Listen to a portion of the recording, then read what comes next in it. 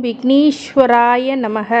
குலதெய்வமான ஸ்ரீ பொன்னம்பல சுவாமி, ஸ்ரீ பொன்முத்து கற்பன சுவாமி, அங்காள பரமேஸ்வரி, பாப்பாத்தி அம்மன் துணையுடன் இந்த நாள் இனிய நாளாக அமைய அனைவரையும் அவரவர் குலதெய்வம் காத்து அருள் பாலித்து பிரம்மாண்ட வெற்றியை கொடுக்க வணங்குகின்றேன். இன்று பிறந்த நாள் மற்றும் திருமண நாள் காணும் அனைத்து சொந்தங்களுக்கும் என்னுடைய நல்வாழ்த்துக்கள். சுக்கிர பெயர்ச்சி. இந்த சுக்கிர பெயர்ச்சி அப்படின்னு சொல்றது நவகிரகங்களில் ஆடம்பரமான கிரகம் அப்படின்னு சொன்னால் அது சுக்கிர பகவான். ஒரு ஜாதகத்தில் சுக்கிர பகவான் நல்ல நிலைமையில் இருந்தார் அப்படின்னா அவங்களுக்கு செல்வம், செழிப்பு, ஆடம்பரம், சொகுசு, இந்த காதல், காமம் இது எல்லாமே நிறைந்து கொடுக்கக்கூடியவர் சுக்கிரன்.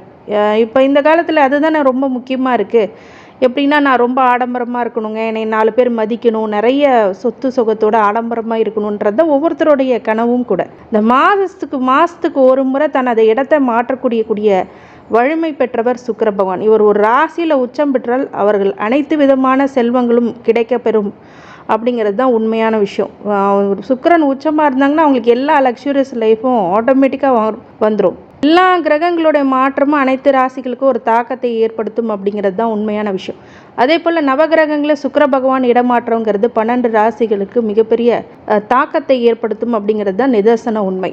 சனி பகவான் கும்ப ராசியில் பயணம் செஞ்சிட்டு இருக்கும் போது அவருடைய சொந்தமான ராசியாக அது பார்க்கப்படுகிறது. இந்த சுக்கிரன் வரும் மார்ச் 7ஆம் தேதி அன்று சனி பகவான் ராசியான கும்பராசியில் நுழைகிறார். 30 வருஷத்துக்கு அப்புறம் ஒரு கும்பராசியில் நுழையக்கூடிய விஷயங்களாக இந்த பயிற்சியானது பார்க்கப்படுகிறது. சனி சுக்கிரன் ரெண்டுமே சேர்ந்து பயணிக்கிறார். வரும் மார்ச் 30ஆம் தேதி வரை இதே ராசியில் பயணம் செய்வார் சனி மற்றும் சுக்கிரன். இதனால் ஒன்று சேர்க்கக்கூடிய காலகட்டம் இது அனைத்தும் ராசிகளுக்கு மிகப்பெரிய ஒரு தாக்கத்தையும் ஏற்படுத்தினாலும் ஒரு சில ராசிகளுக்கு ஒரு அதிர்ஷ்டத்தை முழுமையாக அனுபவிக்க போகிறார் அப்படிங்கிறது தான் உண்மையான விஷயம். அதை பற்றின விரிவான காணொளி அப்படின்னு இதை சொல்லலாம். சுக்கிரன் அப்படிங்கிறது தான் நம்மளுடைய வாழ்க்கைக்கு தேவை. ஏன்னு கேட்டிங்கன்னா, எல்லாத்துக்கும் ஒரு வகையான சுயமரியாதை அப்படிங்கிற ஒரு விஷயம் இருக்கும். அதாவது நம்மளை எல்லாமே மதிக்கணும் அப்படின்னு நீங்கள் நினச்சிங்க அப்படின்னா சுக்கிரன் உங்களுடைய ஜாதகத்தில் நல்லா இருக்கணும். இல்லை இந்த சுக்கிரன் பெயர்ச்சி ஆகும்போது நல்ல நிலைமையில் இருந்ததுன்னா நல்ல ஒரு அந்த ராசிக்காரங்களுக்கு ஒரு அதிர்ஷ்டத்தை கொடுக்கும். இந்த அதிர்ஷ்டத்தை தான் நம்ம மேக்சிமம் லக்கை தான் நம்புகிறோம். நிறைய பேர் உழைக்கிறோம். உழைப்புக்கு தகுந்த பலன் எங்கே கொடுக்கும்? அதுக்கு ரிசல்ட் கொடுத்தா தான் கண்டிப்பாக அது முழுமையாகப்படும். அந்த ரிசல்ட் சுக்கிர பகவான் தான் கொடுப்பார். இந்த சுகபோக வாழ்க்கையை அருளும் சுக்கிரன் மார்ச் மாதம் 2 முறை பெயர்ச்சியாகி இருக்கிறார். அதனால் அதிர்ஷ்டம், நிதி ஆதாயம், பதவி உயர்வு, மகிழ்ச்சியான வாழ்க்கையினை அனைத்தும் அனுபவிக்க போகும் ராசிகள் எவை அப்படிங்கிறத பற்றி முழு காணொளி. மார்ச் மாதத்தில் முதல் வாரத்தில் சுக்கிரன் மகர ராசியிலேருந்து கும்பராசிக்கு போகிறார். அந்த மார்ச் மாதம் கடைசி நாளில் மீனத்துக்கு செல்வார். மார்ச் 7ஆம் தேதி அன்று கும்பராசிக்கு செல்லும் சுக்கிரன் மார்ச் 31ஆம் தேதி அன்று மீனத்துக்கு செல்கிறார். இந்த மீன ராசியில் பிரவேசிக்கும் போது தான் அங்கே ஏற்கனவே சூரியனுடன் அவர் இணைகிறார். அதனால் பொதுவாக அனைவருக்குமே சுபபலன்கள் கிடைக்கும் என்றாலும் குறிப்பிட்ட சில ராசிகளுக்கு அதிர்ஷ்டத்தை எப்படி கொடுப்பார் அப்படிங்கிறத பற்றி தான் முழுக்க கொடுக்க போகின்றேன்.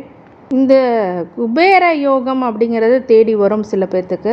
ஒருவர் ஜாதகத்தில் நவகிரகங்களின் கூட்டத்தின் சஞ்சாரத்தை வைத்து ராசிக்காரர்களுக்கு நன்மை தீமை எப்படி நடைபெறும். சுக்கிரன் கலத்தரகாரகன், இல்லற வாழ்வை குறைவன். சுக்கிரன் மனைவி யோகம் தருபவர். ஆணுக்கு மனைவியை பற்றியும் பெண்ணுக்கு மன வாழ்க்கையை பற்றியும் சொல்லக்கூடிய இடம் அப்படின்னா சுக்கிரன் சொல்லக்கூடிய கிரகம். ஆகையால் சுக்கிரன் நமது ஜாதகத்தில் நல்ல யோக அம்சத்துடன் இருப்பது ஒரு அவசியம். சனியோடு சேர்ந்து சுக்கிரன் கோடீஸ்வர யோகத்தையும் தரப்போகிறார். மீனராசிக்காரங்க. இந்த மீனராசிக்காரங்க ஒரு ராசிக்கு விரயஸ்தானமான 12ஆம் இடத்தில் சனியுடன் சுக்கிரன் குடியிருப்பார். இதனால் குடும்பத்தில் சுப நிகழ்ச்சிகள் அப்படிங்கிறது நடைபெறும். வளைகாப்பு, காது குத்துதல், திருமணம் போன்ற சுப நிகழ்ச்சிகள் கண்டிப்பாக நடக்கும். இது வரைக்கும் கல்யாணமே ஆகலைங்க அப்படின்னு சொல்கிறவங்களுக்கு திருமணம் ஆகும். 2வது மேரேஜ் பண்ணணும் அப்படின்னு நினைக்கிறேங்க, ஒன்றுமே பொண்ணு கிடைக்கல அப்படின்னா கண்டிப்பாக இந்த காலகட்டத்தில் பொண்ணு கிடைக்கும். அதே மாதிரி லேட் மேரேஜாக இருக்குங்க அப்படிங்கிறவங்களுக்குலாம் இப்போ லேட் மேரேஜ் நடக்கக்கூடிய விஷயங்கள். குடும்பத்தில் கண்டிப்பாக சுப நிகழ்ச்சிகளும் சுப விரயங்களும் கண்டிப்பாக ஏற்படும். 12ஆம் இடத்துலேருந்து 6ஆம் பார்வையாக இருக்கும்போது உங்கள் மேலே போட்டி, பொறாமைகள் அப்படிங்கிறது அதிகரிக்கக்கூடும். எதிரிகளாக இருக்கிறவங்களுக்கு இப்போ கை ஓங்கக்கூடியதாக சில இடத்துல இருக்கும். ஆனால் அந்த கை ஓங்கினாலும் உங்கள்கிட்ட மகிழ்ச்சியை குலைக்க அவங்களால முடியாது. அதுதான் உண்மை. அவங்க கை ஓங்கிறதே வேஸ்ட். அந்த மாதிரி விஷயங்கள்லாம் இருக்கும். இப்போ அதே மாதிரி போட்டி பொறாமைகள், உங்கள் மேலே பொறாமை கண் விடுறது, திருஷ்டி பண்ணுறது, எதிரிகள் மறைமுக தொல்லை கொடுப்பது அப்படிங்கிற போன்ற விஷயங்கள் எல்லாம் நடக்கும். நோயால் சில பேர் அவதிப்பட்டு இருந்த மீனராசிக்காரங்களுக்கு நோயோடைய வீரியம் இப்போ குறைஞ்சிருக்கும். நோயோடைய வீரியம் அதே மாதிரி கடன் தொல்லைகள் இருக்கும்போது கடன் இருக்கும், பெரிய தொல்லைகள் இருக்காது. கடன் அதிகமாக ஏற்படக்கூடிய வாய்ப்புகள், நான் கடன் வாங்கி ஏதோ ஒரு லக்ஸுரியஸாக இருக்கிறதுக்கு செலவு பண்ணுவீங்க, நல்லா வீடு கட்டுவீங்க. சில பேருக்கு திருமண யோகம் அடைக்கும், வெளிநாடு செல்லக்கூடிய யோகம் அமையும். கடன் வாங்கி வெளிநாடு போகிறவங்களும் இருக்கிறாங்க, அந்த மாதிரிலாம் இருக்கும். பண வருமானம் அதிகரிக்கும். பணம் வரும்போது பத்திரப்படுத்தி வச்சுக்கோங்க, ஏன்னா இது விரய சனி, அதையும் ஞாபகம் வச்சுக்கோங்க. அதனால் கண்டிப்பாக விரயத்தை கொடுக்கக்கூடிய இடத்துல ரொம்ப உஷாராக கவனமாக நீங்கள் இருக்கணும். சிலருக்கு வெளிநாடு செல்லக்கூடிய யோகங்கள் தேடி மட்டும் வராமல் நிறைய பொசிஷன்ஸ் உங்களுக்கு கிடைக்கும், நிறைய ஒரு பிராப்தம் கிடைக்கும். படிப்புக்காக சில பேர் வெளிநாடு கூட போவீங்க. சுபவிரய செலவு இருக்கும். வீட்டுக்கு தேவையான இந்த டிவி, ஃப்ரிட்ஜு, ஏசி, அது மாதிரி எல்லா விஷயத்தையும் ஒரு லக்ஸுரியஸான விஷயத்தெல்லாம் நீங்கள் பண்ணுவீங்க. நிறைய மாடுலேஷன் பண்ணுவீங்க, ரினோவேஷன் பண்ணுவீங்க, உங்கள் வீட்டை ரினோவேட் பண்ணுவீங்க. நிறைய ஒரு பிராண்டடான திங்ஸ் எல்லாம் வாங்கி சந்தோஷப்படுவீங்க. இது மீனராசிக்கே உரியதான ஒரு பழக்கம். நிறைய பிராண்டட் திங்ஸ் வாங்குவாங்க. அது இன்னும் கொஞ்சம் அதிகரிக்கும் அப்படின்னு சொல்லலாம். இந்த காலகட்டத்தில் நீங்கள் என்ன நினைக்கிறீங்களோ அதுக்கெலாம், ஆனால் கடன் உங்களோட கட்டுப்பாட்டில் வைக்கணும். நிறைய செலவு பண்ணுறத கொஞ்சம் குறைச்சிக்குங்க. மிகப்பெரிய ஒரு மாற்றங்கள் ஏற்படக்கூடிய இந்த காலகட்டத்தில் உங்களுடைய மனம் போன போக்கிலலாம் போகக்கூடாது. அதுதான் விஷயம். இந்த மனம் போன போக்கில் போகக்கூடாது. லவ் விஷயத்தில் கொஞ்சம் ரொம்ப கவனமாக இருக்கக்கூடிய காலகட்டம். மாற்றுப்பாலினத்தினருடன் ரொம்ப கவனமாக இருக்கக்கூடிய காலகட்டம் அப்படின்னு சொல்லலாம். ஏன்னா அசிங்கம் அவமானன்றதெல்லாம் நம்மளாம் தேடிக்கக்கூடாது.